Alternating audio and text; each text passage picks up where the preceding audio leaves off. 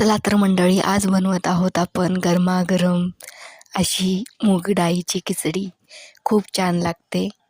एकदा नक्की ट्राय करून बघा. अशी गरमागरम खायची, त्यावर तूप थोडं सोडायचं. ती टेस्ट त्याची इन्हॅन्स होते, खूप छान लागते. नक्की एकदा ट्राय करा. चला तर मग फटाफट रेसिपीकडे वळूया.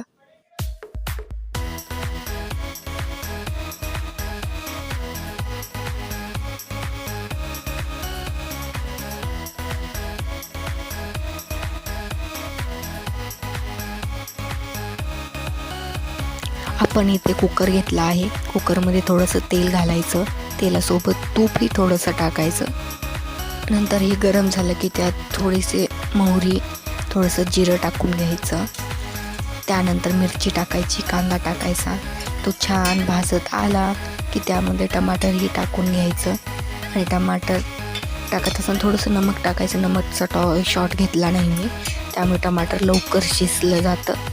आणि त्यानंतर आपले बेसिकचे मसाले टाकायचे, जसं की कांदा टमाटर भाजत आलं आहे, मग त्यामध्ये हळद, थोडंसं जिरा मसाला, त्यानंतर थोडंसं हिंग, चिकन मसाला हे सगळं टाकून घ्यायचं. सगळं मिक्स करून घ्यायचं. आणि त्यानंतर त्यात बटाटे हे टाकायचा. त्यानंतर मूग डाळ टाकायची अर्धी वाटी. 1 वाटी तांदूळ घेतले, अर्धी वाटी मूग डाळ टाकायची.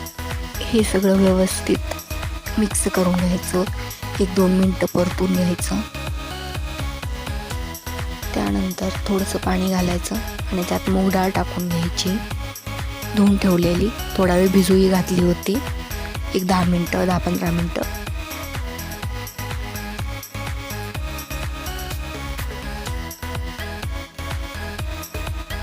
मूग डाळ टाकून झाली म्हणजे त्यानंतर त्यामध्ये भिजलेलं तांदूळ टाकायचं. ते सगळं मिक्स करायचं आणि एक उकळी येईपर्यंत वाट बघायची. त्यानंतर कोथिंबीरही कट करून टाकायची.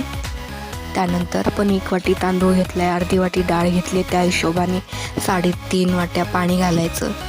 जर तांदूळ एक तांदूळ असतात त्याला पाणी खूप लागतं, एकेकाला कमी लागतात, त्या हिशोबाने तुम्ही पाणी कमी जास्त करू शकता. छान अशा 2 शिट्ट्या काढायच्या आणि इथं तुम्ही बघू शकता ह्या ठिकाणी तयार आहे आपला खिचडी किंवा मसाले भात. खिचडीच म्हणू शकता, डाळ घातली खूप छान लागतो. नक्की ट्राय करा. आणि असेच छान छानसे ब्लॉग बघण्यासाठी सबस्क्राईब करा पिकाची वर्ल्डला. भेटू नवीन ब्लॉगमध्ये. बाय.